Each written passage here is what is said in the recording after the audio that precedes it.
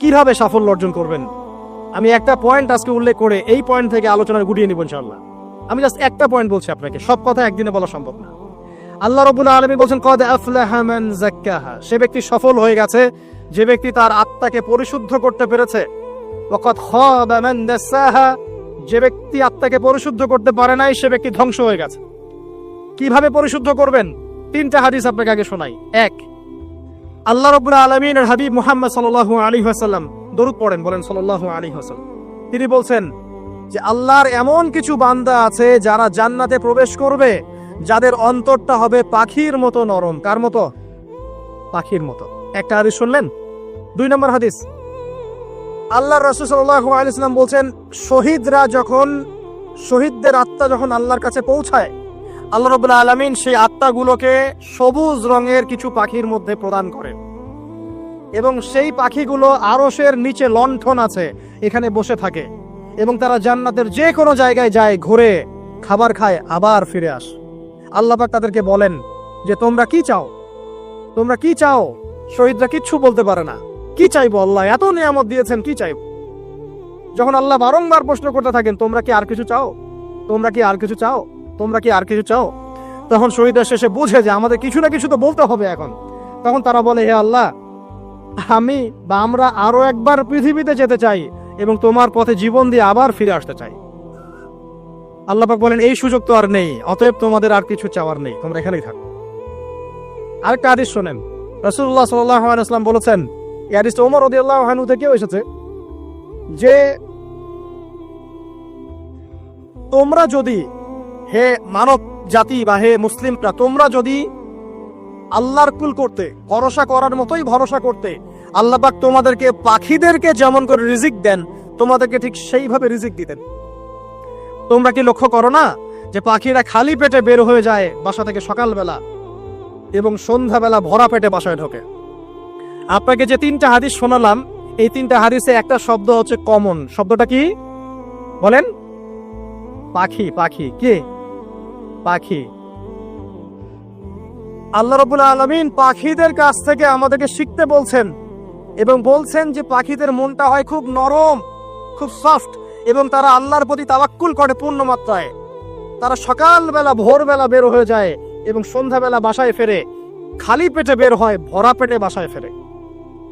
এবং আল্লাহ পাক সবচেয়ে সম্মানিত মৌত যেটা শহীদের মৌত, সেই শহীদদের আত্মাকে আল্লাহ পাক পাখির রূপ দিবেন। তাহলে পাখিটার বিষয়ে একটা ফোকাস করা দরকার আছে না? আচ্ছা, এখানে আসেন। পাখির মন হচ্ছে নরম, মানে পাখির মনটা তাজকিয়া, আত্মশুদ্ধিতে পরিপূর্ণ।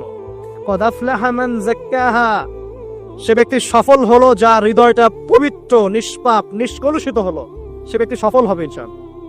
একটা কাজ এখানে খেয়াল করেন, পাখিরা সকালবেলা ভোরবেলা বের হয় আর সন্ধ্যাবেলা বাসায় ফেরে। এখনকার মুসলিমদেরকে দেখবেন দুপুরবেলা ওঠে, রাত 3টায় ঘুমায়। কথা কি বুঝেন নাই? পাখির একদম ভোরবেলা উঠে যখন ফজরের আজান দিচ্ছে ঠিক তার আগ মুহূর্তে পাখির কিচিরমিচির শুনছেন, তার মানে নামাজের ওয়াক্ত প্রায় চলে যাচ্ছে, তার মানে তার আল্লাহ পাকের হুকুমের সাথেই জেগে ওঠে, সূর্য ডুবে তারা ডুবে যায়। ঠিক এরকম সুন্নত ছিল নবী সাল্লাল্লাহু আলাইহি ওয়াসাল্লামের এবং সাহাবায়ে কেরামের। আজকে 1400 বছর পর মুসলিম জাতি এই সুন্নাহ ভুলে গেছে। আর আমাদের সুন্নত দেখবেন, যদি কোনো রকম উঠেও ফেলি ফজরে, আবার 12টা বন্ধ ঘুম, আরো বেশি। আর এই যুব সমাজ যারা আছো তোমরা, কেউই 3টা-4টার আগে ঘুমায় বলে আমার মনে হয় না। অলওয়েজ অনলাইনে পড়ে আছে, টিকটক নিয়ে, ফেসবুক নিয়ে, গার্লফ্রেন্ডের সাথে চ্যাটিং। পাখির মতো হতে পারলে পরে মনটা তো নরম হবে, তারপরে না তাজকিয়া অর্জন হবে। পাখির রুটিনটা কি? ভোরবেলা বের হয় আর সন্ধ্যাবেলা বাসায় ঢোকে। অতএব আমরা যদি রাসূলুল্লাহ সাল্লাল্লাহু আলাইহি ওয়াসাল্লামের সুন্নাহ মতো ওই ভোরবেলা উঠতে পারি আর আর্লি নাইট ঘুমিয়ে যেতে পারি এবং সারাদিন যদি রাসূলের সুন্নাহগুলোর উপর আমল করতে পারি, তাজকিয়া অর্জন হবে ইনশাআল্লাহ। কথা বুঝতে পারছেন? 2, পাখির মতো নরম মন লাগবে। এখনকার আমরা যারা বেঁচে আছে আমাদের মনগুলো কঠিন। কেমন কঠিন? পাথরের মতো কঠিন। আমরা যখন দেখি একটা মাইয়াতকে নিয়ে যাওয়া হচ্ছে জানাজায়, আমাদের কোনো ফিলিংস কাজ করে না। জানাজা যাচ্ছে, জানাজায় দাঁড়িয়ে মোবাইলটা টিপাটিপি করছে, জানাজার সাথে চলছে, কোনো ফিকির নাই যে এই জানাজা আমার হবে কালকে, ওই মোবাইল টিপাটিপি করছে। আমি এমনও দেখেছি, দাফন করা হলো মাইয়াতকে, দাফন করার পরে চারপাশে মানুষজন জড়ো হয়ে গল্প করছে, ভাই আপনার ওই জমিটার কি খবর, আপনার ওইটার কি খবর, বিজনেস কেমন চলছে, চাকরি কি অবস্থা? এই যে মাইয়াতকে পাশে দাফন করলো, কোনো ফিলিংস নাই, কোনো ফিলিংস নাই। আমি আত্মশুদ্ধির কথা বলছি। আত্মশুদ্ধির জন্য আপনার মনটাকে পাখির মতো সফট নরম করতে হবে। যখন আপনি সফট নরম করবেন এবং আত্মশুদ্ধি অর্জন করবেন, তখন দুই ডানা মেলে আপনি আকাশে উঠতে পারবেন ইনশাআল্লাহ। আত্মশুদ্ধি অর্জন না করতে পারলে ডানা কেটে পড়ে যাবে, তখন আর আকাশে উঠতে পারবেন না। কোন আকাশে? ওই যে শহীদের রূহ যে আকাশে চলে গেছে, ওই আকাশ। অতএব মন কেন কঠিন হলো প্রিয় ভাই? এক নাম্বার কারণ, আমরা শিরকের পাপে লিপ্ত আছি। এক নাম্বার, শিরকের পাপে লিপ্ত থাকা অবস্থায় মুসলিমদের মনটা কঠিন হয়ে গেছে। আপনি কি মনে করছেন আমরা শিরক করি না? মুসলিমরাও কবর পূজা করে, দেখবেন মুসলিমরাও দেখবেন অনেক ক্ষেত্রে মাজার পূজা করছে। আমি বলিনি যে অলিয়া উলিয়ার মাজার জিয়ারত করা যাবে না, আমি কথা বলছি না, কিন্তু আপনি মৃত মানুষের কাছে আপনার ভালো মন্দ চাইতে পারেন না। কথা বুঝতে পারেন নাই? আমরা অবশ্যই অলিয়া উলিয়াদের কবর জিয়ারত করব।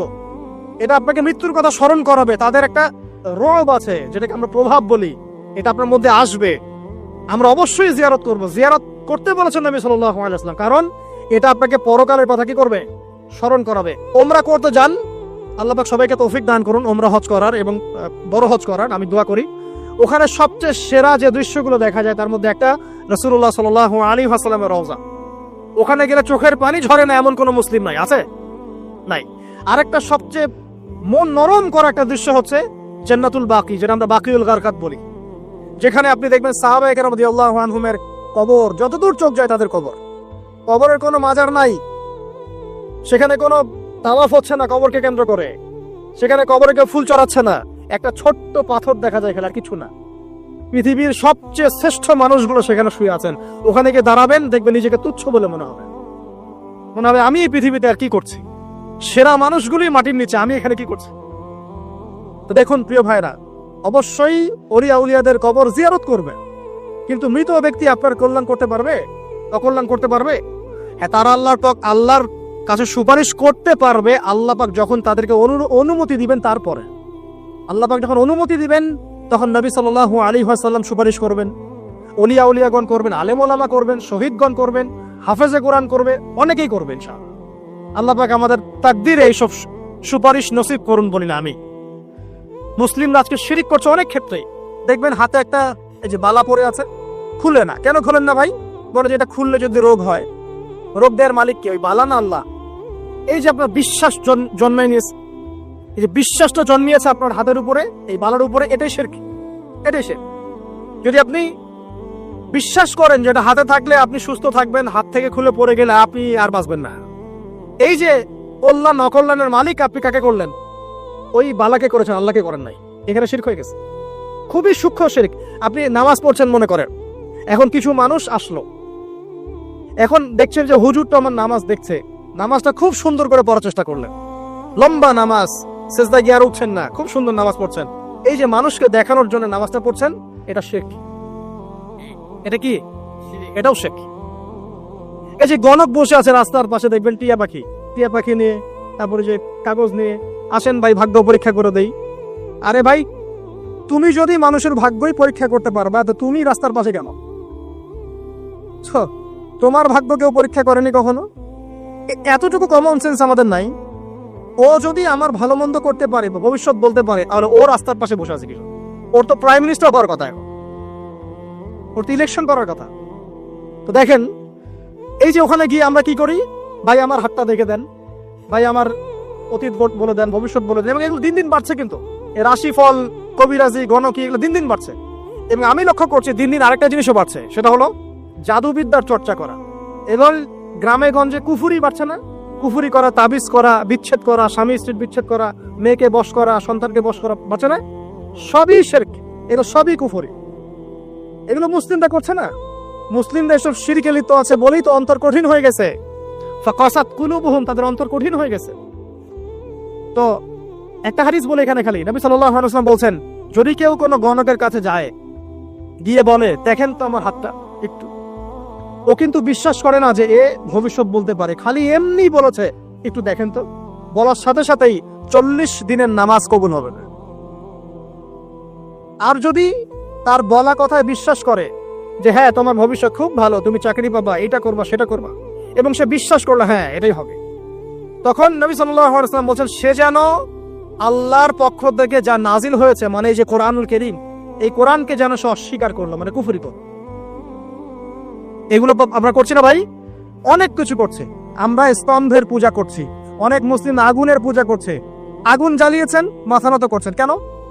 আগুনের সামনে আপনি মাথা নত করবেন কেন?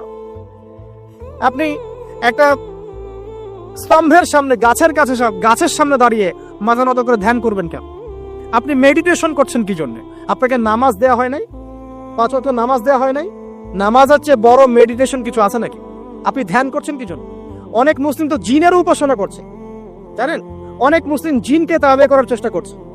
আর জিন বলে একটা জাতি আছে, এটা সত্য। এরকম প্রতিটা ক্ষেত্রে শিরক আছে। শিরক কথায় আছে, কাজে আছে, বিশ্বাসে আছে। দেখবেন মুসলিমরাই আল্লাহ ছাড়া অন্য কারো কাছে দোয়া করছে, মুসলিমরা নজর মানত করছে অন্য জায়গায়। আল্লাহর জন্য নজর মানত করছে না, অন্য কাউকে সন্তুষ্ট করার জন্য করছে। সন্তান হয় না, সন্তান হয় না, এখন কি হবে? সন্তান হয় না তো অমুকের কাছে যাও, সেখানে গিয়ে বকরি জবাই দাও, সন্তান হবে। সুবহানাল্লাহ। তো এই পদ্ধতি ইব্রাহিম আলাইহিস সালামের জানা ছিল না? শেষ বয়সে তিনি বলছেন রব্বি হাবলি মিনাস সালিহিন। আপনি দোয়া করতে পারেন না? সন্তান হবে না কেন? আল্লাহ পাক তাকদিরে লিখে রাখলেন, অবশ্যই হবে। আর আল্লাহ পাক তাকদিরে না লিখলে কিভাবে হবে? তাকদিরে যে ব্যক্তি বিশ্বাস করে না সে ব্যক্তি হতাশ হয়। যা কিছু হচ্ছে আমাদের জীবনে সবই তাকদির, এর বাইরে একটা মানুষও যেতে পারবে না। প্রিয় ভাইরা, কথায়, কাজে এবং চিন্তায় আমরা অনেক শিরিক করছি। শিরিকের কারণে আমাদের অন্তর কঠিন হয়ে গেছে। আরো কেন কঠিন হচ্ছে? বেদাত। আমল করছেন নবীর সুন্নত মারার জায়গায় অন্য কিছু আপনি করছেন। এমন কিছু আমল করছেন যেগুলোর সাথে রাসূলের সুন্নতের কোনো সম্পর্ক নাই এবং সাহাবীদের সুন্নতেরও কোনো সম্পর্ক নেই। এই ক্ষেত্রে গিয়ে আপনি বেদাত করছেন, বেদাত করে অন্তর কঠিন হয়ে যাচ্ছে। অন্তর কঠিন হওয়ার একটা বড় কারণ হচ্ছে হারাম রিজিক। যখন আপনি হারাম রিজিকে যাচ্ছেন, সুদ, ঘুষ, আপনার দুর্নীতি, আপনার এই যে অন্যের সম্পদ আত্মসাৎ হয়ে যাচ্ছে। আমি কি বুঝাতে পারছি না? হারাম রিজিক যখন আপনার শরীরে ঢুকছে, অন্তরটা শক্ত হয়ে যাচ্ছে। একটা হাদিস যথেষ্ট। আল্লাহ রাসূল বলেছেন ইন্নাল্লাহা তাইয়্যিব লা ইউকবালু ইল্লা তাইয়্যিব। আল্লাহ পাক পবিত্র সত্তা, তিনি পবিত্র ছাড়া কবুল করেন না। আপনি 10টা হজ করে আসেন, চুরির টাকা দিয়ে, ডাকাতির টাকা দিয়ে, আত্মসাতের টাকা দিয়ে, দুর্নীতির টাকা দিয়ে, যদি কবুল হয় তাহলে কোরআন সুন্নাহ মিথ্যা হয়ে যাবে। নাউযুবিল্লাহ। কথা কি বুঝতে পারছেন না? আল্লাহ রাব্বুল আলামিন বলছেন আল্লাহ পাক পবিত্র ছাড়া কবুল করেন না। হারাম রিজিক দিয়ে ইবাদত কবুল হয় না। আমরা ওই যে রংপুর অঞ্চলে একবার ওই যে হারাগাছ একটা অঞ্চল আছে না, সেখানে গিয়েছিলাম। সেখানে মাশাআল্লাহ আবার বিড়ির অনেক ফ্যাক্টরি আছে। কিসের? বিড়ি তো হালাল নাকি? তামাক তো হালাল নাকি? তো সেখানে বিড়ি ফ্যাক্টরির অনেক মালিক আছে এবং তারা মসজিদ কমিটির অনেক দায়িত্বপ্রাপ্ত আর কি। মুসলিমদের গায়রত তো এখন নাই, মুসলিমরা এদেরকে আবার মসজিদ কমিটির সদস্যও বানিয়েছে। তো এখন মসজিদ কমিটিতে এসে তার প্রভাবে ইমাম সাহেব টিকতে পারে না। 1-2 বলে নামাজের পর হাত তুলে দোয়া করতে হবে, 2 বলে করা যাবে না। ঠিক আছে? এই নিয়ে ক্যাচাল। এই ক্যাচাল হতে হতে দেখা গেল এক পর্যায়ে মারামারি পর্যন্ত হয়েছে। মসজিদ ভাগত হয়েছে, মারামারিও হয়েছে। তো সেখানে আমাকে দাওয়াত করেছিল যে ওয়াজ করার জন্য। তো দোয়া করার কথা বলছে। তাই আমি বললাম দোয়া করে লাভ কি? দোয়া করলেই বাকি, না করলেই বাকি, রিজিকটাই তো হারাম। আপনি তো তামাকের টাকা খাচ্ছেন, তামাক। আপনি মাদকের টাকা খাচ্ছেন, এটা কি হালাল না হারাম? তো হারাম টাকা দিয়ে হাত তুলে দোয়া করলেই কি, না করলেই কি? দোয়া তো উঠছে না উপরে। আগে হারাম রিজিক ছাড়েন, তারপর দোয়া করুন। তো রিজিক হারাম হওয়ার কারণে আমাদের কি হচ্ছে? অন্তরটা কি হচ্ছে ভাই? কঠিন হচ্ছে। ওই পাখির মতো আর মুক্ত আকাশ উঠতে পারবে না। তারপরে সামনে যান, আরো কেন কঠিন হয়? বস্তুবাদিতা, দুনিয়া। সারাদিন দুনিয়ার ফিকির, দুনিয়ার চিন্তা, খাবো কি, পরবো কি, ব্যাংক ব্যালেন্স, টাকা পয়সা, স্ট্যাটাস, সারাটা দিন দুনিয়ার দুনিয়া। ঘুম থেকে ওঠা থেকে নিয়ে শুরু করে ঘুমানো পর্যন্ত খালি দুনিয়া। যারা দুনিয়ার নেশায় মত্ত হয়ে আছে, এদের অন্তরটা কঠিন হয়ে যায়। এই অন্তরটা পাখির মতো হতে পারবে না। ঠিক আছে কথা? যারা দুনিয়ার নেশায় মত্ত হয়ে আছেন, এই অন্তরটা কঠিন হয়ে যাবে, পাখির মতো হতে পারবে না। তারপর কি? আরো সামনে যান। দিনই জ্ঞান চর্চা না করা অন্তর কঠিন হওয়ার কারণ। আর কি কারণ?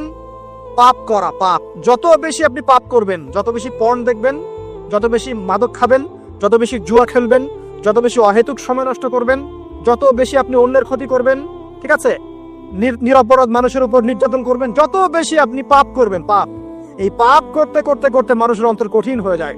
ইবনুল কাইয়্যিম রাহিমাহুল্লাহ বলেছেন যে পাপ করতে থাকলে মানুষের অন্তর কঠিন হয়ে যেতে থাকে এবং ইস্তেগফার আর জিকির করলে গিয়ে মানুষের অন্তর আবার নরম হতে থাকে। পাপের উপর পাপ করতে থাকলে মানুষের অন্তর কঠিন হতে থাকে। এই বিষয়ে রাসূলুল্লাহ সাল্লাল্লাহু আলাইহি ওয়াসাল্লাম বলেছেন, যখন মানুষ একটা পাপ করে কলবের মধ্যে একটা কালো দাগ পড়ে যায়, যখন আরো একটা পাপ করে আরেকটা কালো দাগ পড়ে যায়, এভাবে যখন পাপ করতেই থাকে তখন পুরো কলবটাই কালিমা পূর্ণ হয়ে যায়। এই অবস্থায় যদি সে তওবা করে আল্লাহ পাক মাফ করে দিবেন। যদি এই অবস্থায় তার মৃত্যু হয়ে যায়, তার আত্মাটা থেকে দুর্গন্ধ বের হতে থাকে, যে আত্মাটা কবজ করতে পর্যন্ত মালাকুল মউত মানে ঘৃণা পোষণ করে। কথা কি বুঝতে পারছেন? যখন অন্তর পাপ করতে করতে কলুষিত হয়ে যাবে, ওয়াকাদ খাবা মান দাসসাহা, যখন পাপ করতে করতে অন্তর কলুষিত হয়ে যাবে, তখন আপনার এই মালাকুল মউত পর্যন্ত ওই আত্মাটাকে বের করার সময় ঘৃণা করবে, দুর্গন্ধযুক্ত।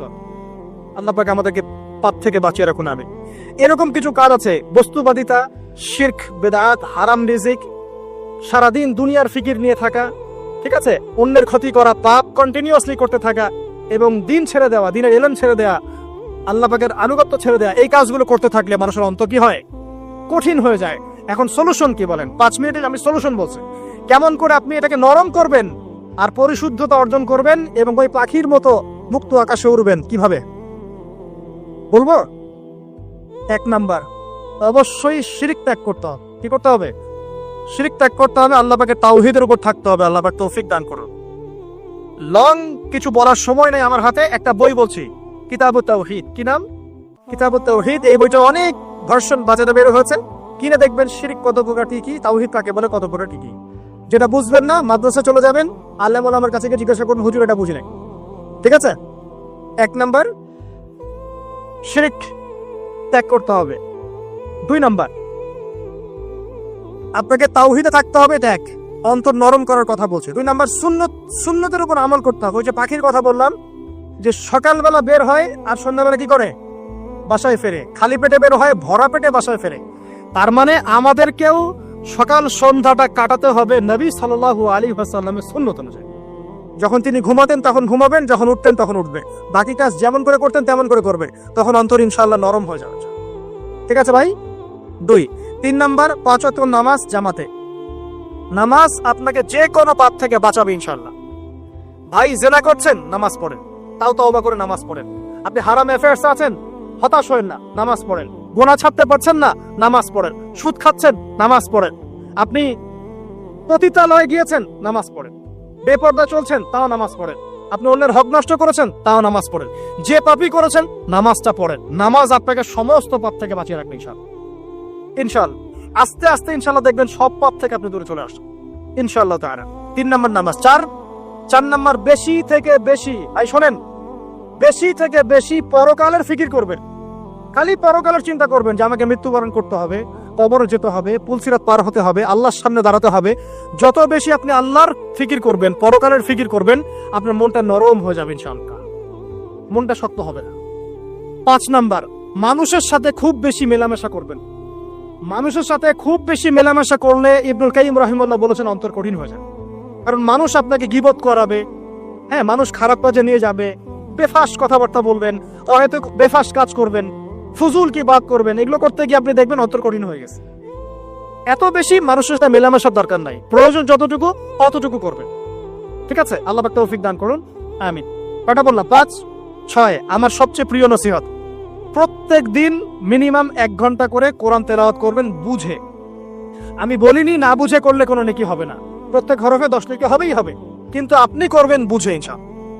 যখন বুঝে আপনি প্রত্যেক দিন 1 পারা করে বা 1 ঘন্টা করে কোরআন তেলাওয়াত করবেন, আপনার কলিজা, আপনার কলব নরম হতে বাধ্য, এবং আপনার অন্তরে আল্লাহ নূর নেমে আসবে ইনশাআল্লাহ। দেখবেন আপনার কলব থেকে সমস্ত এই যে পঙ্কিলতা, কলুষতা ইনশাআল্লাহ চলে যাবে ইনশাআল্লাহ তাআলা।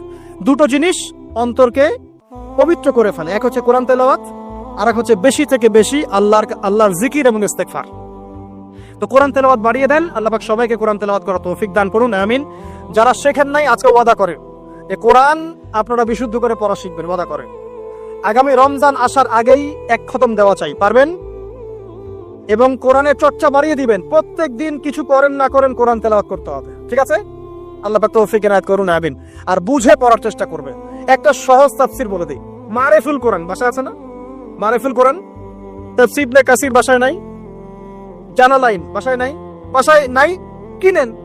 সারাদিন তো অনেক টাকা পয়সা খরচ করছেন, 3টা তাফসীর কিনেন, জালালাইন কিনেন, মারিফুল কোরআন কিনেন, ইবনে কাসির কিনেন, বাসায় গিয়ে পড়া শুরু করেন।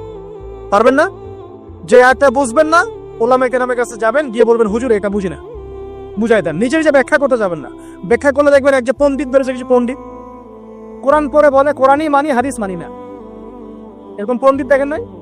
কোরআনই মানি, হাদিস আর মানি না। কারণ আল্লাহ নাকি, নাউজুবিল্লাহ, কোরআনে নাকি আল্লাহ পাক হাদিস মানতে বলে নাই, ও নাকি পায় নাই। এই জন্য দেখলাম সুবহানাল্লাহ, নামাজ পড়তেছে, কোরআন থেকে নামাজ পড়তেছে, হাদিসের কোনো হেদায়েত নিবে না। মানে কিরকম, যে হাত আবার ঠিকই বাঁধতেছে, হাত বাঁধতেছে, রুকু করতেছে, সেজদা করতেছে, এগুলো আবার কোথায় পাইলো আল্লাহ ভালো জানে। হাত এভাবে বাঁধতেছে, এভাবে হাতটা বাঁধা কোরআনে কোথায় আছে আমি পাইলাম না কোথাও। ঠিক আছে, হাদিস ছাড়া কি এগুলো আসবে? হাত বাঁধলো, সেজদায় গিয়ে সুবহান রাব্বিয়াল আ'লা বলছে না, বলছে আসলামতু লিরাব্বিল আলামিন। এটা কোরআন থেকে বলছে। অথচ নবী সাল্লাল্লাহু আলাইহি ওয়াসাল্লাম হাদিস থেকে বলছেন সুবহান রাব্বিয়াল আ'লা, সুবহুন কুদ্দুসুন রব্বুল মালাইকাতি ওয়ার রূহ, সুবহানাকাল্লাহুম্মা রাব্বানা ওয়া বিহামদিকা আল্লাহুম্মা ইগফির। এগুলো নাই, ও বলছে আসলামতু লিরাব্বিল আলামিন। মানে কোরআন মানি, হাদিস মানি না। এত বেশি পণ্ডিত হওয়ার দরকার নাই। এরা হচ্ছে ইচরা পাকা টাইপের পণ্ডিত। ওমর রাদিয়াল্লাহু আনহুর যুগে বেঁচে থাকলে এদেরকে পিটাই সোজা করে ফেলাইতো। ইসলামী শুরু করছে, কোরআন মানি, হাদিস মানি না। আল্লাহ পাক কোরআনে বলছেন ওয়া মা আতাকুমুর রাসূলু ফাখুযু, রাসূল যা দিয়েছেন তা গ্রহণ করো। ওয়া মা নাহাকুম আনহু ফান্তাহু, রাসূল যা নিষেধ করছেন দূরে থাকো। রাসূল যা দেন সেটা হাদিস না, রাসূল যা দেন সেটা সুন্নাহ না।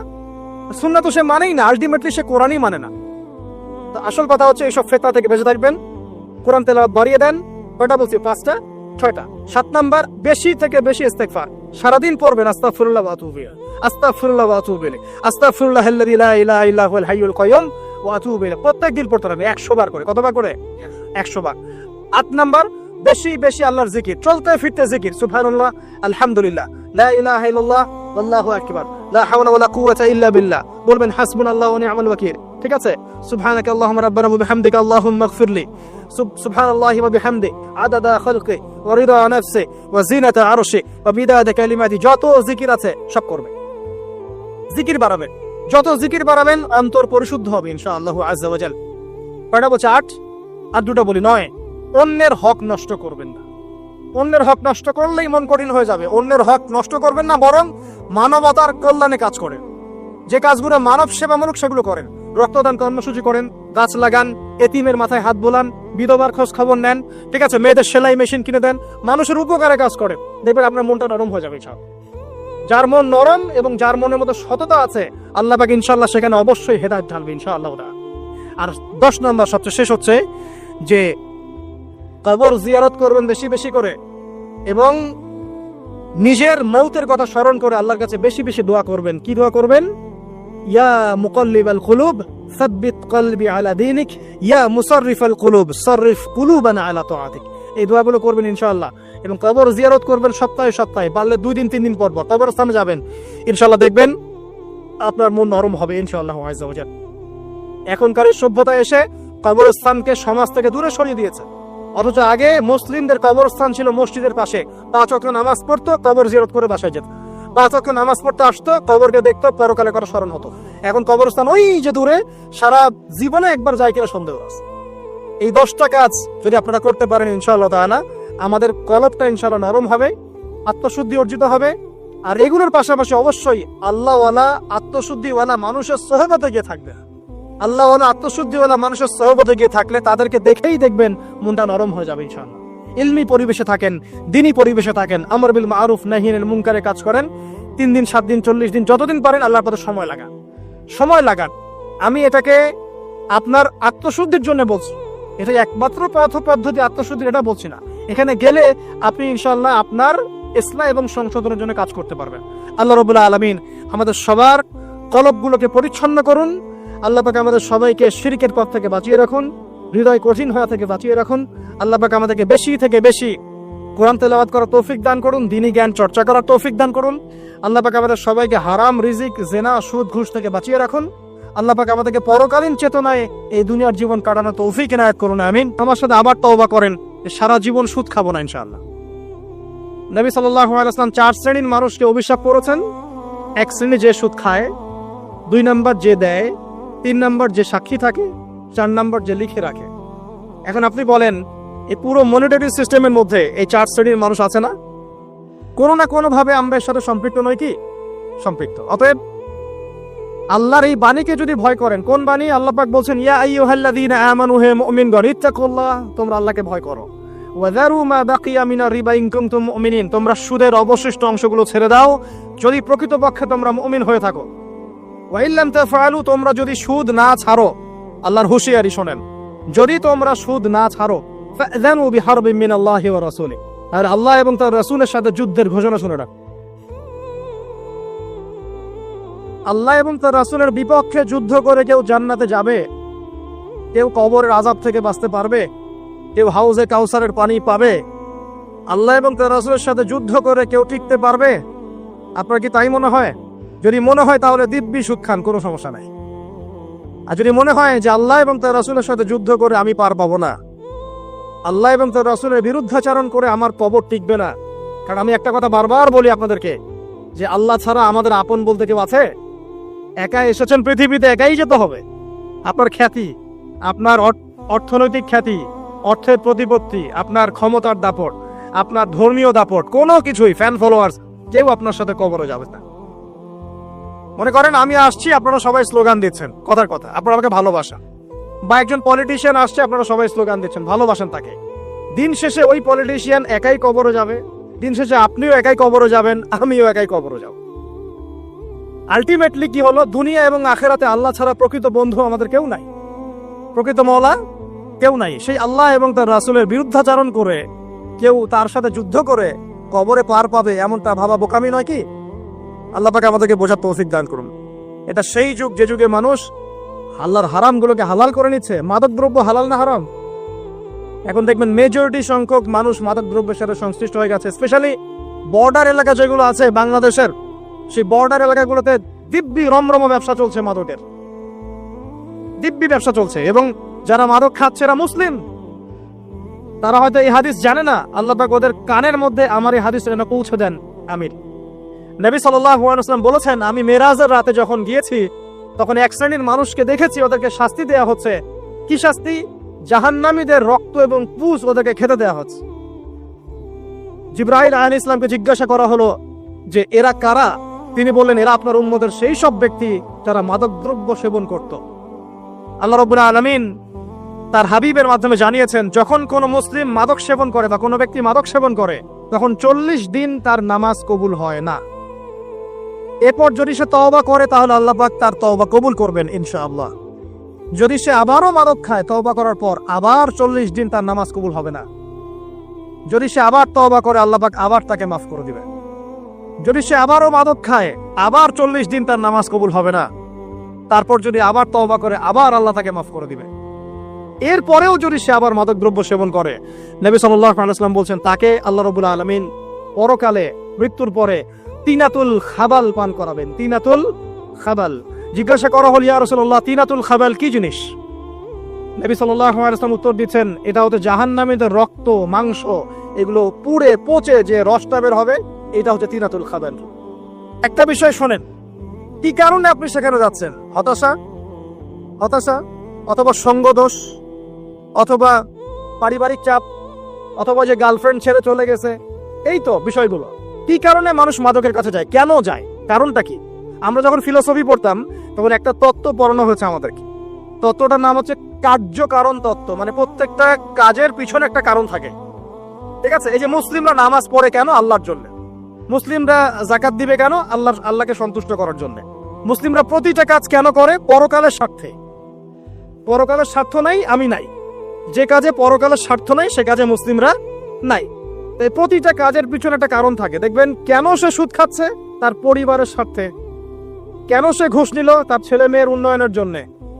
কেন সে দুর্নীতি করছে? বিকজ সম্পত্তি অর্জন করে সে তার ভবিষ্যৎ প্রজন্মকে সিকিউর করতে চায়। কেন সে মাদক খেলো? ওই যে গার্লফ্রেন্ড ছেড়ে চলে গেছে তাই। কেন মাদক খেলো? ওই যে এক বন্ধু মাদক খায়, সে ডাকছে, আয় একটা টান দে, সঙ্গদোষ। কেন সে মাদক খেলো? পরিবারের চাপ, হতাশা।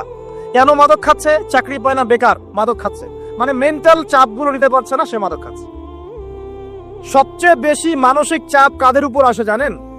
1 নম্বর নবীগণের উপরে, 2 নম্বর আল্লাহর সৎ বান্দাদের উপরে, তারপর যার ইমান যত উঁচু তার উপর মানসিক চাপ তত বেশি আসে। এখন যদি মানসিক চাপের সলিউশন মাদকই হবে, তাহলে তো আমাদেরই মাদক খাওয়া দরকার ছিল, নাউজুবিল্লাহ। আর আমরা যে পরিমাণ মানসিক চাপ ফেস করি তা চিন্তাই করতে পারবেন না।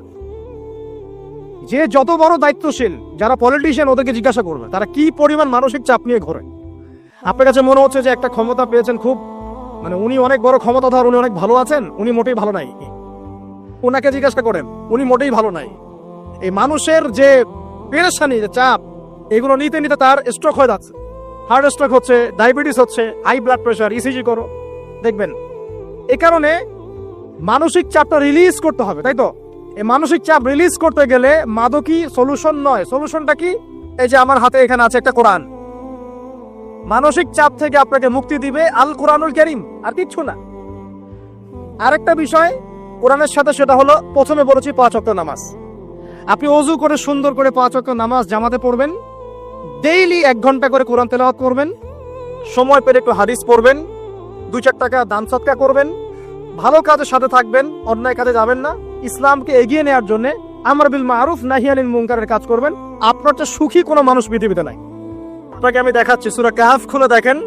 যুলকারনাইন একজন বাদশা, তিনি মাশরিক মাগরিব সব জয় করেছেন, মানে পূর্ব পশ্চিম পুরোটাই তার রাজত্ব। এত দাপট ছিল সেই বাদশার যে যেদিক দিয়ে যাবে সেনাবাহিনী নিয়ে সেদিকটাই জয় করে ফেলবে, সুবহানাল্লাহ। এবং তিনি উদ্ধত অহংকারী ছিলেন না, তিনি আল্লাহর অনুগত বান্দা ছিলেন। একটা কওমের মধ্যে গেলেন, সেই কওমটা ছিল পাহাড়ের মাঝখানে, 2 পাহাড়ের মাঝখানে। এখন ওই কওম তাকে বলছে, ইয়া যুলকারনাইন, হে যুলকারনাইন, ইন্না ইয়াজুজ ওয়া মাজুজ মুফসিদুনা ফিল আরদ। ভালো করে বোঝেন, হে যুলকারনাইন, নিশ্চয়ই ইয়াজুজ আর মাজুজ এই 2 শ্রেণীর মাখলুক, তারা পৃথিবীতে ফাসাদ সৃষ্টি করে বেড়াচ্ছে। কি করছে? সারা পৃথিবীতে ফাসাদ সৃষ্টি করে বেড়াচ্ছে। ফাহাল নাজআলু লাকা খরজান আলা আন তাজআলা বাইনানা ওয়া বাইনাহুম সাদ্দা। হে যুলকারনাইন, আমরা কি আপনাকে ট্যাক্স দিব, কর দিব, যে আপনি ওদের আর আমাদের মাঝখানে একটা প্রাচীর নির্মাণ করে দিবেন, যে ওরা আমাদের কাছে আর আসতে পারবে না? কারা এটা? ইয়াজুজ আর মাজুজ। এই ইয়াজুজ আর মাজুজকে যুলকারনাইন আলাইহিস সালাম তিনি প্রাচীর নির্মাণ করে দিলেন লোহা এবং এই যে তামা দিয়ে। এরপর তারা আর ওই কওমের ক্ষতি করতে পারলো না। কিয়ামতের আগে আগে তারা বের হয়ে আসবে এবং সারা বিশ্বে ফাসাদ সৃষ্টি করবে। এখনো তারা বের হয়ে আসছে, আমি সেটা বলছি না, কিন্তু এখন পুরো বৈশ্বিক প্রেক্ষাপটে যারা বিশ্বে ফাসাদ সৃষ্টি করে বেড়াচ্ছে, এদের মধ্যে এই ইয়াজুজ মাজুজের খাসলত আছে, চরিত্র আছে। আর আমরা কি করছি ভাই? আমরা শুধু কাজ যতটুকু না করছি তার চেয়ে বেশি আমরা আয়ু আশা শোডাউন করছি। দেখেন, বেশিরভাগ মানুষ আমাদের নামাজের খবর নাই, বেশিরভাগ মানুষ তাজকিয়া আত্মশুদ্ধির খবর নাই, ভালো আলেমের কাছে এসে পড়ে থাকবে কোনো খবর নাই, কোরআন পড়া শিখবে এসবের খবর নাই। যেগুলো করলে কোনো সমস্যা হয় না বা অল্প পরিশ্রমে করা যায়, ওই যে ঘরের মধ্যে শুয়ে শুয়ে ফেসবুকে 2 লাইন লেখা যায়, খুব সহজ, লিখলেন আবার শুয়ে গেলেন, কোনো সমস্যা নাই।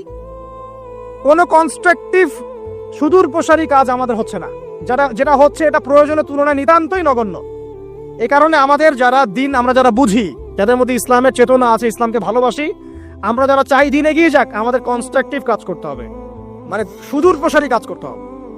শৈথিল্যতাবাদীও হবেন না, আবার চরমপন্থীও হবেন না, মধ্যমপন্থী হয়ে ইসলামকে, কোরআনকে এবং হাদিসকে হাতে নিয়ে উম্মার ঐক্যের স্বার্থে, দেশ জাতি জনগণের ঐক্যের স্বার্থে এগিয়ে যান। আল্লাহ পাক আপনাদের হাতকে শক্তিশালী করুন, দোয়া করি।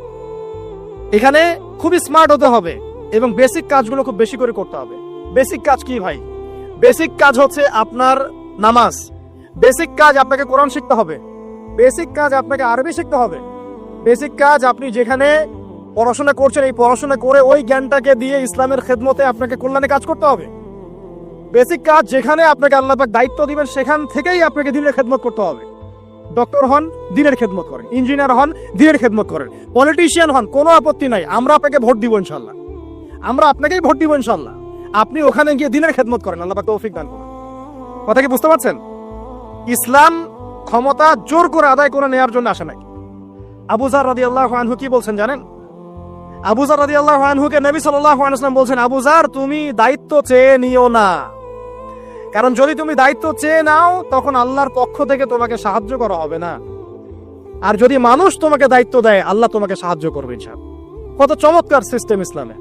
আর এখন আমরা কি করি? আমাকে দেন, ও ভালো না আমি ভালো, ওরা সব খারাপ আমি ভালো, বুঝতে পারছেন না কিয়ামতের মাঠে কি কঠিন হিসাবটা দিতে হবে। আল্লাহ পাক আপনাদেরকে বোঝার তৌফিক দান করুন।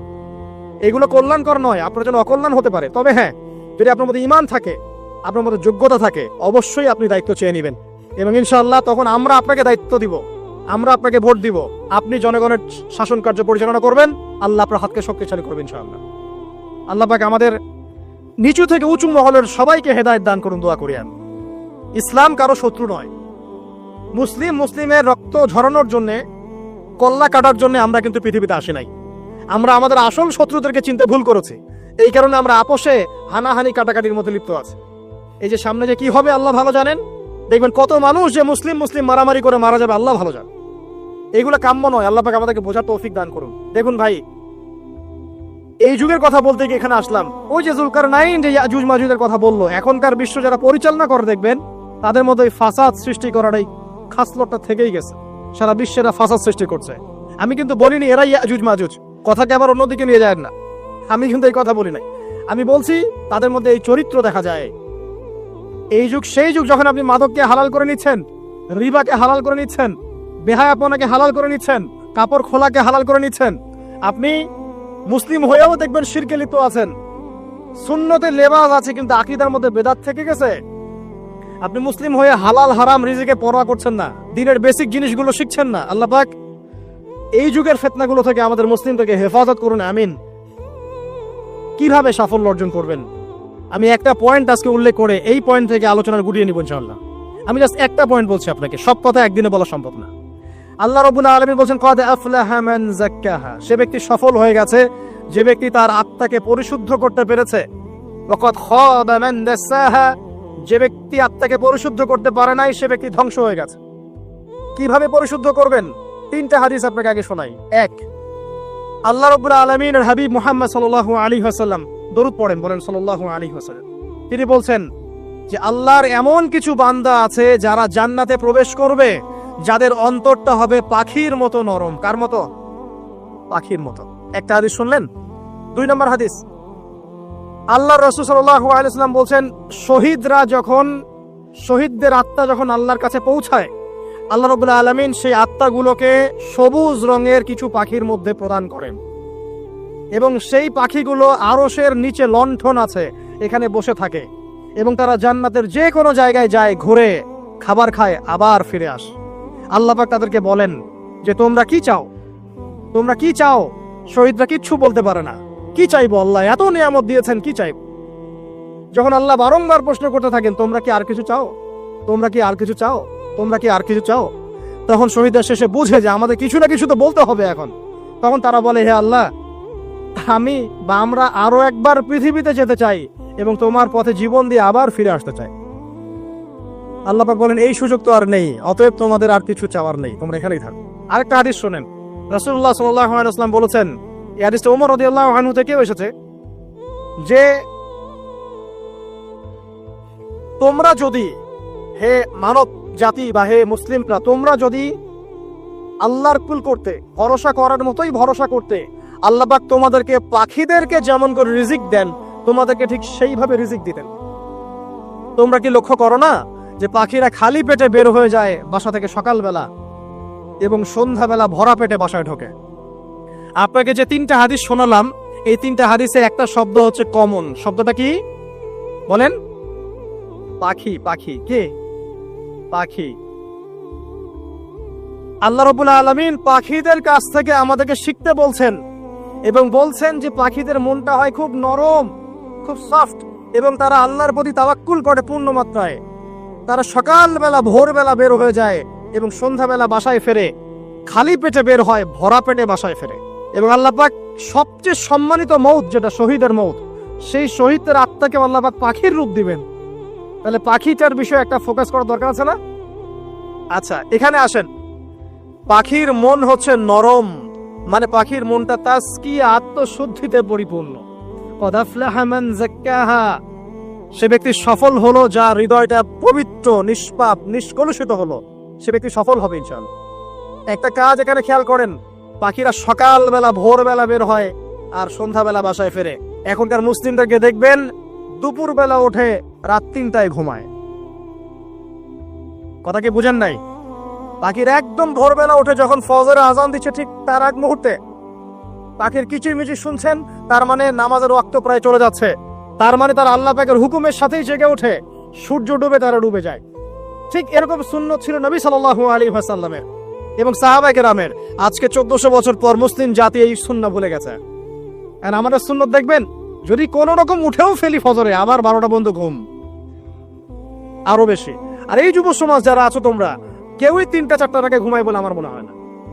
অলওয়েজ অনলাইনে পড়ে আছে, টিকটক নিয়ে, ফেসবুক নিয়ে, গার্লফ্রেন্ডের সাথে চ্যাটিং।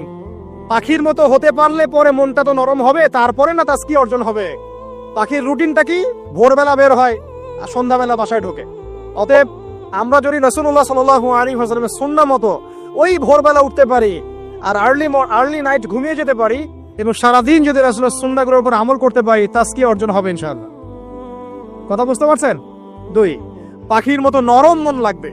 এখনকার আমরা যারা বেঁচে আছি, আমাদের মনগুলা কঠিন। কেমন কঠিন? পাথরের মতো কঠিন। আমরা যখন দেখি একটা মাইয়াতকে নিয়ে যাওয়া হচ্ছে জানাজায়, আমাদের কোনো ফিলিংস কাজ করে না। জানাজা যাচ্ছে, জানাজায় দাঁড়িয়েও মোবাইলটা টিপাটিপি করছে। জানাজার সাথে চলছে, কোনো ফিকির নাই যে এই জানাজা আমার হবে কালকে, ও মোবাইল টিপাটিপি করছে। আমি এমনও দেখেছি, দাফন করা হলো মাইয়াতকে, দাফন করার পরে চারপাশে মানুষজন জড়ো হয়ে গল্প করছে, ভাই আপনার ওই জমিটার কি খবর, আপনার ওইটার কি খবর, বিজনেস কেমন চলছে, চাকরির কি অবস্থা। এই যে মাইয়াতকে পাশে দাফন করলো, কোনো ফিলিংস নাই, কোনো ফিলিংস নাই। আমি আত্মশুদ্ধির কথা বলছি। আত্মশুদ্ধির জন্য আপনার মনটাকে পাখির মতো সফট নরম করতে হবে। যখন আপনি সফট নরম করবেন এবং আত্মশুদ্ধি অর্জন করবেন, তখন 2 ডানা মেলে আপনি আকাশে উঠতে পারবেন ইনশাআল্লাহ। আত্মশুদ্ধি অর্জন না করতে পারলে ডানা কেটে পড়ে যাবে, তখন আর আকাশে উঠতে পারবেন না। কোন আকাশে? ওই যে শহীদের রূহ যে আকাশে চলে গেছে, ওই আকাশ। অতএব মন কেন কঠিন হলো প্রিয় ভাই? 1 নাম্বার কারণ, আমরা শিরকের পাপে লিপ্ত আছি। 1 নাম্বার, শিরকের পাপে লিপ্ত থাকা অবস্থায় মুসলিমদের মনটা কঠিন হয়ে গেছে। আপনি কি মনে করছেন আমরা শিরক করি না? মুসলিমরাও কবর পূজা করে, দেখবেন মুসলিমরাও দেখবেন অনেক ক্ষেত্রে মাজার পূজা করছে। আমি বলিনি যে অলিয়া উলিয়ার মাজার জিয়ারত করা যাবে না, আমি কথা বলছি না। কিন্তু আপনি মৃত মানুষের কাছে আপনার ভালো মন্দ চাইতে পারেন না। কথা বুঝতে পারেন না? আমরা অবশ্যই অলিয়া উলিয়াদের কবর জিয়ারত করব। এটা আপনাকে মৃত্যুর কথা স্মরণ করাবে। তাদের একটা রব আছে, যেটাকে আমরা প্রভাব বলি, এটা আপনার মধ্যে আসবে। আমরা অবশ্যই জিয়ারত করব। জিয়ারত করতে বলেছেন নবী সাল্লাল্লাহু আলাইহি ওয়াসাল্লাম, কারণ এটা আপনাকে পরকালের কথা কি করবে? স্মরণ করাবে। ওমরা করতে যান, আল্লাহ পাক সবাইকে তৌফিক দান করুন ওমরা হজ করার এবং বড় হজ করার, আমি দোয়া করি। ওখানে সবচেয়ে সেরা যে দৃশ্যগুলো দেখা যায়, তার মধ্যে একটা রাসূলুল্লাহ সাল্লাল্লাহু আলাইহি ওয়াসাল্লামের রওজা। ওখানে গেলে চোখের পানি ঝরে না এমন কোন মুসলিম নাই, আছে? নাই। আরেকটা সবচেয়ে মন নরম করা একটা দৃশ্য হচ্ছে জান্নাতুল বাকি, যেটা আমরা বাকিউল গারকাত বলি, যেখানে আপনি দেখবেন সাহাবায়ে কেরাম রাদিয়াল্লাহু আনহুমের কবর, যতদূর চোখ যায় তাদের কবর। কবরের কোনো মাজার নাই, সেখানে কোনো তাওয়াফ হচ্ছে না কবরকে কেন্দ্র করে, সেখানে কবরে কেউ ফুল চড়াচ্ছে না, একটা ছোট্ট পাথর দেখা যায়, খেলার কিছু না। পৃথিবীর সবচেয়ে শ্রেষ্ঠ মানুষগুলো সেখানে শুয়ে আছেন। ওখানে গিয়ে দাঁড়াবেন, দেখবেন নিজেকে তুচ্ছ বলে মনে হবে। আমি এই পৃথিবীতে আর কি করছি? সেরা মানুষগুলি মাটির নিচে, আমি এখানে কি করছি? তো দেখুন প্রিয় ভাইরা, অবশ্যই অলিয়া উলিয়াদের কবর জিয়ারত করবে, কিন্তু মৃত ব্যক্তি আপনার কল্যাণ করতে পারবে? অকল্যাণ করতে পারবে? তারা আল্লাহর কাছে সুপারিশ করতে পারবে আল্লাহ পাক যখন তাদেরকে অনুমতি দিবেন। তারপরে আল্লাহ পাক যখন অনুমতি দিবেন, তখন নবী সাল্লাল্লাহু আলাইহি ওয়াসাল্লাম সুপারিশ করবেন, অলিয়া উলিয়াগণ করবেন, আলেম ওলামা করবেন, শহীদগণ করবেন, হাফেজে কোরআন করবে, অনেকেই করবেন ইনশাআল্লাহ। আল্লাহ পাক আমাদের তাকদীরে এইসব সুপারিশ নসিব করুন বলি না আমি। মুসলিমরা আজকে শিরিক করছে অনেক ক্ষেত্রেই। দেখবেন হাতে একটা এই যে বালা পরে আছে, খুলে না। কেন খুলেন না ভাই? বলে যে এটা খুললে যদি রোগ হয়। রোগ দেওয়ার মালিক কে? ওই বালা না আল্লাহ? এই যে আপনার বিশ্বাস জন্মে নিয়েছে, এই যে বিশ্বাসটা জন্মিয়েছে আপনার হাতের উপরে, এই বালার উপরে, এটাই শিরক, এটাই শিরক। যদি আপনি বিশ্বাস করেন যে এটা হাতে থাকলে আপনি সুস্থ থাকবেন, হাত থেকে খুলে পড়ে গেলে আপনি আর বাঁচবেন না, এই যে কল্যাণ অকল্যাণের মালিক আপনি কাকে করলেন? ওই বালাকে করেছেন, আল্লাহকে করেন নাই। এখানে শিরক হয়ে গেছে, খুবই সূক্ষ্ম শিরক। আপনি নামাজ পড়ছেন মনে করেন, এখন কিছু মানুষ আসলো, এখন দেখছেন যে হুজুর তো আমার নামাজ দেখছে, নামাজটা খুব সুন্দর করে পড়ার চেষ্টা করলেন, লম্বা নামাজ, সেজদা গিয়ে আর উঠছেন না, খুব সুন্দর নামাজ পড়ছেন। এই যে মানুষকে দেখানোর জন্য নামাজটা পড়ছেন, এটা শিরক। এটা কি? এটাও শিরক। এই যে গণক বসে আছে রাস্তার পাশে, দেখবেন টিয়া পাখি নিয়ে তারপরে যে কাগজ নিয়ে আসেন ভাই ভাগ্য পরীক্ষা করে দেই। আরে ভাই, তুমি যদি মানুষের ভাগ্যই পরীক্ষা করতে পারবা, তো তুমি রাস্তার পাশে কেন? তোমার ভাগ্য কেউ পরীক্ষা করেনি কখনো? এতটুকু কমন সেন্স আমাদের নাই? ও যদি আমার ভালো মন্দ করতে পারে, ভবিষ্যৎ বলতে পারে, তাহলে ও রাস্তার পাশে বসে আছে কিছু? ওর তো প্রাইম মিনিস্টার হওয়ার কথা, ওর তো ইলেকশন করার কথা। তো দেখেন, এই যে ওখানে গিয়ে আমরা কি করি, ভাই আমার হাতটা দেখে দেন, ভাই আমার অতীত বলে দেন, ভবিষ্যৎ বলে দেন, এবং এগুলো দিন দিন বাড়ছে। কিন্তু এই রাশিফল, কবিরাজি, গণকি, এগুলো দিন দিন বাড়ছে। এবং আমি লক্ষ্য করছি দিন দিন আরেকটা জিনিসও বাড়ছে, সেটা হলো জাদুবিদ্যার চর্চা করা। এবং গ্রামে গঞ্জে কুফুরি বাড়ছে না? কুফুরি করা, তাবিজ করা, বিচ্ছেদ করা, স্বামী স্ত্রীর বিচ্ছেদ করা, মেয়েকে বশ করা, সন্তানকে বশ করা বাড়ছে না? সবই শিরক, এগুলো সবই কুফুরি। এগুলো মুসলিমরা করছে না। মুসলিমরা এসব শিরকে লিপ্ত আছে বলেই তো অন্তর কঠিন হয়ে গেছে। ফাকাসাত কুলুবুহুম, তাদের অন্তর কঠিন হয়ে গেছে। তো একটা হাদিস বলে এখানে খালি, নবী সাল্লাল্লাহু আলাইহি ওয়াসাল্লাম বলেন, যদি কেউ কোনো গণকের কাছে যায়, গিয়ে বলে দেখেন তো আমার হাতটা একটু, ও কিন্তু বিশ্বাস করে না যে এ ভবিষ্যৎ বলতে পারে, খালি এমনি বলেছে একটু দেখেন তো, বলার সাথে সাথেই 40 দিনের নামাজ কবুল হবে। আর যদি তার বলা কথায় বিশ্বাস করে যে হ্যাঁ তোমার ভবিষ্যৎ খুব ভালো, তুমি চাকরি পাবা, এটা করবা সেটা করবা, এবং সে বিশ্বাস করলো হ্যাঁ এটাই হবে, তখন নবী সাল্লাল্লাহু আলাইহি ওয়াসাল্লাম বলেন সে যেন আল্লাহর পক্ষ থেকে যা নাজিল হয়েছে, মানে যে কোরআনুল কারীম, এই কোরআনকে যেন সে অস্বীকার করলো, মানে কুফরি করলো। এগুলো আমরা করছি না ভাই? অনেক কিছু করছি আমরা। স্তম্ভের পূজা করছি, অনেক মুসলিম আগুনের পূজা করছে। আগুন জ্বালিয়েছেন, মাথা নত করছেন কেন? আগুনের সামনে আপনি মাথা নত করবেন কেন? আপনি একটা স্তম্ভের সামনে, গাছের কাছে, গাছের সামনে দাঁড়িয়ে মাথা নত করে ধ্যান করবেন কেন? আপনি মেডিটেশন করছেন কি জন্য? আপনাকে নামাজ দেওয়া হয় নাই? 5 ওয়াক্ত নামাজ দেওয়া হয় নাই? নামাজ হচ্ছে বড় মেডিটেশন কিছু আছে নাকি? আপনি ধ্যান করছেন কি জন্য? অনেক মুসলিম তো জিনের উপাসনা করছে, জানেন? অনেক মুসলিম জিনকে তাবে করার চেষ্টা করছে। আর জিন বলে একটা জাতি আছে, এটা সত্য। এরকম প্রতিটা ক্ষেত্রে শিরক আছে। শিরক কথায় আছে, কাজে আছে, বিশ্বাসে আছে। দেখবেন মুসলিমরাই আল্লাহ ছাড়া অন্য কারো কাছে দোয়া করছে, মুসলিমরা নজর মানত করছে অন্য জায়গায়, আল্লাহর জন্য নজর মানত করছে না, অন্য কাউকে সন্তুষ্ট করার জন্য করছে। সন্তান হয় না, সন্তান হয় না, এখন কি হবে? সন্তান হয় না তো অমুকের কাছে যাও, সেখানে গিয়ে বকরি জবাই দাও, সন্তান হবে। সুবহানাল্লাহ।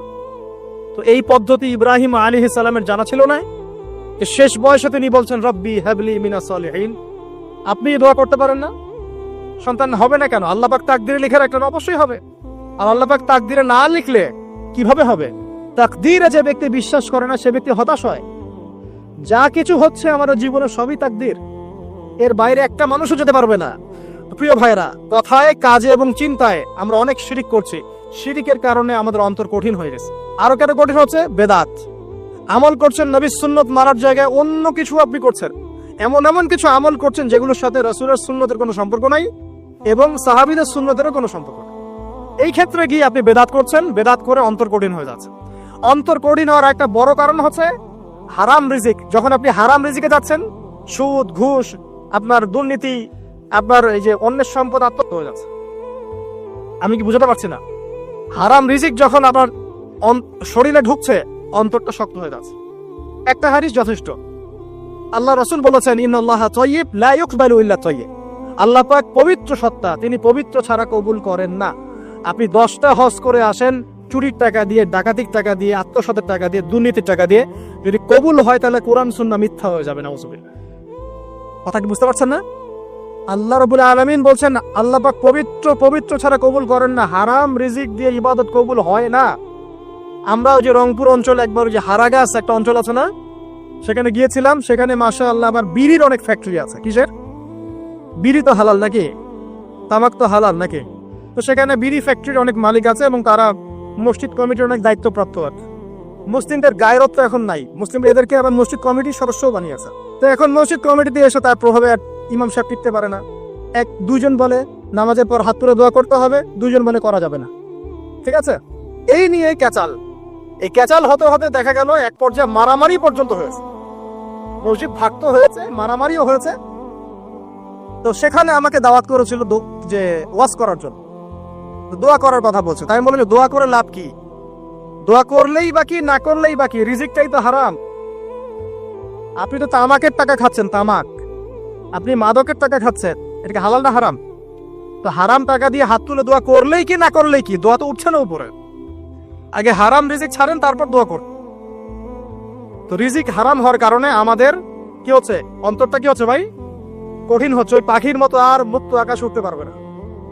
তারপরে সামনে যান, আরো কেন কঠিন হয়, বস্তুবাদিতা, দুনিয়া, সারাদিন দুনিয়ার ফিকির, দুনিয়ার চিন্তা, খাবো কি, করবো কি, ব্যাংক ব্যালেন্স, টাকা পয়সা, স্ট্যাটাস, সারাটা দিন দুনিয়ার দুনিয়া। ঘুম থেকে ওঠা থেকে নিয়ে শুরু করে ঘুমানো পর্যন্ত খালি দুনিয়া।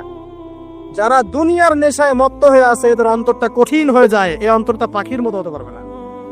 ঠিক আছে কথা?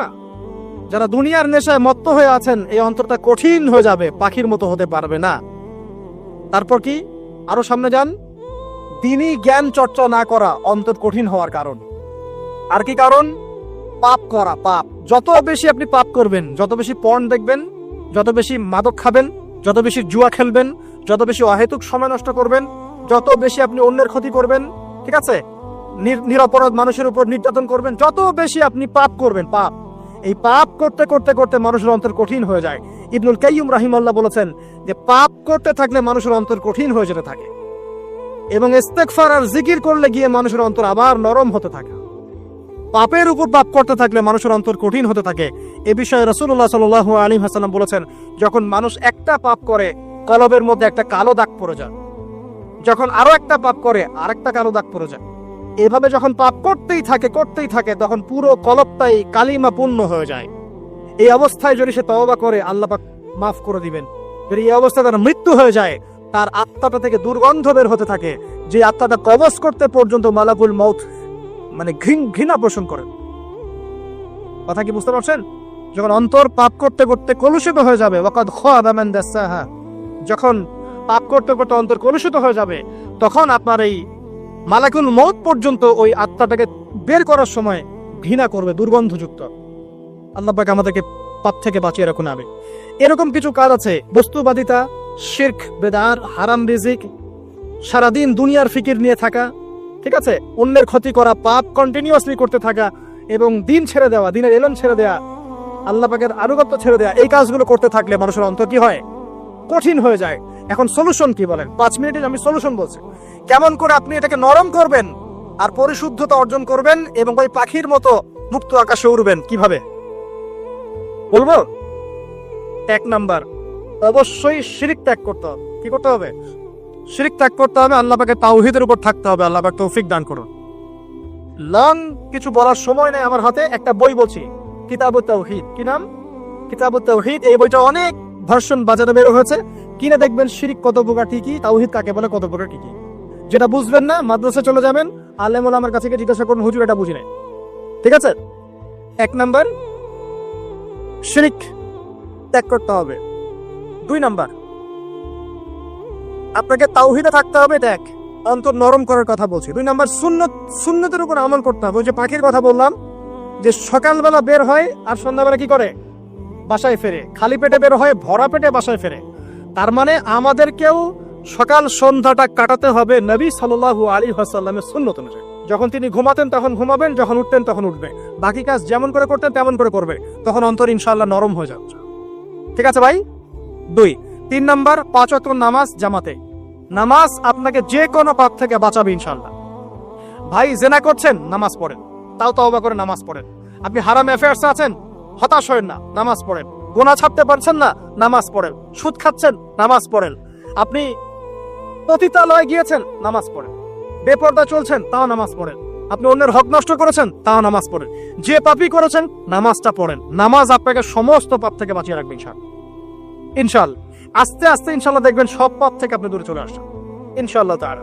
3 নাম্বার নামাজ। 4 নাম্বার, বেশি থেকে বেশি, ভাই শোনেন, বেশি থেকে বেশি পরকালের ফিকির করবেন। খালি পরকালের চিন্তা করবেন যে আমাকে মৃত্যুবরণ করতে হবে, কবরে যেতে হবে, পুলসিরাত পার হতে হবে, আল্লাহর সামনে দাঁড়াতে হবে। যত বেশি আপনি আল্লাহর ফিকির করবেন, পরকালের ফিকির করবেন, আপনার মনটা নরম হয়ে যাবে ইনশাআল্লাহ, মনটা শক্ত হবে না। 5 নাম্বার, মানুষের সাথে খুব বেশি মেলামেশা করবেন।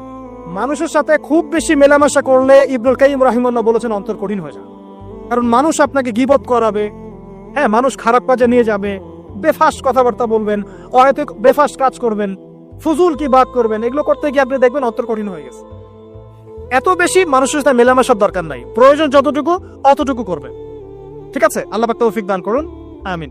কয়টা বললাম? 5, 6। আমার সবচেয়ে প্রিয় নসিহত, প্রত্যেক দিন মিনিমাম 1 ঘন্টা করে কোরআন তেলাওয়াত করবেন বুঝে। আমি বলিনি না বুঝে করলে কোনো নেকি হবে না, প্রত্যেক হরফে 10 নেকি হবেই হবে, কিন্তু আপনি করবেন বুঝে ইনশাআল্লাহ। যখন বুঝে আপনি প্রত্যেক দিন 1 পারা করে বা 1 ঘন্টা করে কোরআন তেলাওয়াত করবেন, আপনার কলিজা, আপনার কলব নরম হতে বাধ্য, এবং আপনার অন্তরে আল্লাহ নূর নেমে আসবে ইনশাআল্লাহ। দেখবেন আপনার কলব থেকে সমস্ত এই যে পঙ্কিলতা, কলুষতা ইনশাআল্লাহ চলে যাবে ইনশাআল্লাহ তাআলা। দুটো জিনিস অন্তরকে পবিত্র করে ফেলে, এক হচ্ছে কোরআন তেলাওয়াত, আর এক হচ্ছে বেশি থেকে বেশি আল্লাহর জিকির এবং ইস্তেগফার। তো কোরআন তেলাওয়াত বাড়িয়ে দেন, আল্লাহ পাক সবাইকে কোরআন তেলাওয়াত করার তৌফিক দান করুন, আমিন। যারা শেখেন নাই আজকে ওয়াদা করেন যে কোরআন আপনারা বিশুদ্ধ করে পড়া শিখবেন, ওয়াদা করেন। আগামী রমজান আসার আগেই 1 খতম দেওয়া চাই, পারবেন? এবং কোরআনের চর্চা বাড়িয়ে দিবেন, প্রত্যেক দিন কিছু করেন না করেন কোরআন তেলাওয়াত করতে হবে, ঠিক আছে? আল্লাহ পাক তৌফিক এনায়েত করুন, আমিন। আর বুঝে পড়ার চেষ্টা করবেন। একটা সহজ তাফসীর বলে দেই, মারিফুল কোরআন বাসা আছে না? মারিফুল কোরআন তাফসীর ইবনে কাসির বাসায় নাই, জালালাইন বাসায় নাই, বাসায় নাই, কিনেন। সারাদিন তো অনেক টাকা পয়সা খরচ করছেন, 3টা তাফসীর কিনেন, জালালাইন কিনেন, মারিফুল কোরআন কিনেন, ইবনে কাসির কিনেন, বাসায় গিয়ে পড়া শুরু করেন। পারবেন না? যে একটা বুঝবেন না, ওলামায়ে কেরামের কাছে যাবেন, গিয়ে বলবেন হুজুর এটা বুঝি নাই, বুঝাই দেন। নিজেই যে ব্যাখ্যা করতে যাবেন না, ব্যাখ্যা করলে দেখবেন এক যে পণ্ডিত বেরোছে, কিছু পণ্ডিত কোরআন পড়ে বলে কোরআনই মানি হাদিস মানি না, এরকম পণ্ডিত দেখেন নাই? কোরআনই মানি হাদিস আর মানি না, কারণ আল্লাহ নাকি নাউজুবিল্লাহ কোরআনে নাকি আল্লাহ পাক হাদিস মানতে বলে নাই, ও নাকি পায় না। এই জন্য দেখলাম সুবহানাল্লাহ নামাজ পড়তেছে, কোরআন থেকে নামাজ পড়তেছে, হাদিসের কোনো হেদায়েত নিবে না। মানে কিরকম যে হাত আবার ঠিকই বাঁধতেছে, হাত বাঁধতেছে, রুকু করতেছে, সেজদা করতেছে, এগুলো আবার কোথায় পাইলো আল্লাহ ভালো জানে। হাত এভাবে বাঁধতেছে, এভাবে হাতটা বাঁধা কোরআনে কোথায় আছে আমি পাইলাম না কোথাও, ঠিক আছে? হাদিস ছাড়া কি এগুলো আসবে? হাত বাঁধ, সেজদায় গিয়ে সুবহান রাব্বিয়াল আলা বলছে না, বলছে আসলামতু লিরাব্বিল আলামিন, এটা কোরআন থেকে বলছে। অথচ নবী সাল্লাল্লাহু আলাইহি ওয়াসাল্লাম হাদিস থেকে বলছেন সুবহান রাব্বিয়াল আলা সুবহুন কুদ্দুসুন রব্বুল মালাইকাতি ওয়ার রূহ সুবহানাকাল্লাহুম্মা রাব্বানা ওয়া বিহামদিকা আল্লাহুম্মা ইগফির। এগুলো নাই, ও বলছে আসলামতু লিরাব্বিল আলামিন, মানে কোরআন মানি হাদিস মানি না। এত বেশি পণ্ডিত হওয়ার দরকার নাই, এরা হচ্ছে ইচরা পাকা টাইপের পণ্ডিত। ওমর রাদিয়াল্লাহু আনহুর যুগে বেঁচে থাকলে এদেরকে পিটাই সোজা করে ফেলাইতাম। ইসলামী শুরু করছে, কোরআন মানি হাদিস মানি না। আল্লাহ পাক কোরআনে বলছে ওয়ামা আতাকুমুর রাসূলু ফাখাযু, রাসূল যা দিয়েছেন তা গ্রহণ করো, ওয়ামা নাহাকুম আনহু ফানতাহু, রাসূল যা নিষেধ করছেন দূরে থাকো। রাসূল যা দেন সেটা হাদিস না, রাসূল যা দেন সেটা সুন্নাহ না, সুন্নাহ তো সে মানেই না, আলটিমেটলি সে কোরআনই মানে না। তো আসল কথা হচ্ছে এইসব ফিতনা থেকে বেঁচে থাকবেন, কোরআন তেলাওয়াত বাড়িয়ে দেন। কয়টা বলছি? 5টা 6টা। 7 নাম্বার, বেশি থেকে বেশি ইস্তেগফার সারাদিন পড়বেন, আস্তাগফিরুল্লাহ ওয়া আতুবু ইলাইহি, আস্তাগফিরুল্লাহ ওয়া আতুবু ইলাইহি, আস্তাগফিরুল্লাহ আল্লাযী লা ইলাহা ইল্লা হুয়াল হাইয়ুল কাইয়ুম ওয়া আতুবু ইলাইহি। প্রত্যেক দিন পড়তে হবে 100 বার করে। কতবার করে? 100 বার। 8 নাম্বার, বেশি বেশি আল্লাহর জিকির, চলতে ফিরতে জিকির, সুবহানাল্লাহ, আলহামদুলিল্লাহ, লা ইলাহা ইল্লাল্লাহ, আল্লাহু আকবার, লা হাওলা ওয়ালা কুওয়াতা ইল্লা বিল্লাহ। বলবেন হাসবুনাল্লাহু ওয়া নি'মাল ওয়াকিল, ঠিক আছে? সুবহানাকা আল্লাহুম্মা রাব্বানা ওয়া বিহামদিকা আল্লাহুম্মা ইগফিরলি, সুবহানাল্লাহি ওয়া বিহামদি আদাদা খালকি ওয়া রিদা নাফসি ওয়া জিনাতা আরশি ওয়া মিদাদা কালিমাতি। যত জিকির আছে সব করবেন, জিকির বাড়াবেন। যত জিকির বাড়াবেন অন্তর পরিশুদ্ধ হবে ইনশাআল্লাহু আযজা ওয়া জাল। কয়টা বলছে? 8। আর 2টা বলি। 9, অন্যের হক নষ্ট করবেন না। অন্যের হক নষ্ট করলেই মন কঠিন হয়ে যাবে। অন্যের হক নষ্ট করবেন না, বরং মানবতার কল্যাণে কাজ করেন। যে কাজগুলো মানব সেবামূলক সেগুলো করেন। রক্তদান কর্মসূচি করেন, গাছ লাগান, এতিমের মাথায় হাত বোলান, বিধবার খোঁজ খবর নেন, ঠিক আছে? মেয়েদের সেলাই মেশিন কিনে দেন, মানুষের উপকারে কাজ করেন। দেখবেন আপনার মনটা নরম হয়ে যাবে ইনশাআল্লাহ। যার মন নরম এবং যার মনের মধ্যে সততা আছে, আল্লাহ পাক ইনশাআল্লাহ সেখানে অবশ্যই হেদায়েত ঢালবে ইনশাআল্লাহ। আর 10 নম্বর সবচেয়ে শেষ হচ্ছে যে কবর জিয়ারত করবেন বেশি বেশি করে, এবং নিজের মৌতের কথা স্মরণ করে আল্লাহর কাছে বেশি বেশি দোয়া করবেন। কি দোয়া করবেন? ইয়া মুকাল্লিবাল কুলুব সাব্বিত কলবি আলা দীনিক, ইয়া মুসাররিফাল কুলুব সাররিফ কুলুবানা আলা তাআতিক। এই দোয়াগুলো করবেন ইনশাআল্লাহ। এবং কবর জিয়ারত করবেন সপ্তাহে সপ্তাহে, পারলে 2 দিন 3 দিন পর পর কবরস্থানে যাবেন। ইনশাআল্লাহ দেখবেন আপনার মন নরম হবে ইনশাআল্লাহ আযজা ওয়া জাল। এখনকার সভ্যতা এসে কবরস্থানকে সমাজ থেকে দূরে সরিয়ে দিয়েছে। অথচ আগে মুসলিমদের কবরস্থান ছিল মসজিদের পাশে, 5 ওয়াক্ত নামাজ পড়তো, কবর জিয়ারত করে বাসায় যেত। 5 ওয়াক্ত নামাজ পড়তে আসতো, কবরকে দেখতো, পরকালে কথা স্মরণ হতো। এখন কবরস্থান ওই যে দূরে, সারা জীবনে একবার যায় কিনা সন্দেহ আছে। এই 10টা কাজ যদি আপনারা করতে পারেন ইনশাআল্লাহ তাআলা, আমাদের কলবটা ইনশাআল্লাহ নরম হবে, আত্মশুদ্ধি অর্জিত হবে। আর এগুলোর পাশাপাশি অবশ্যই আল্লাহওয়ালা, আত্মশুদ্ধিওয়ালা মানুষের সহবতে গিয়ে থাকবেন।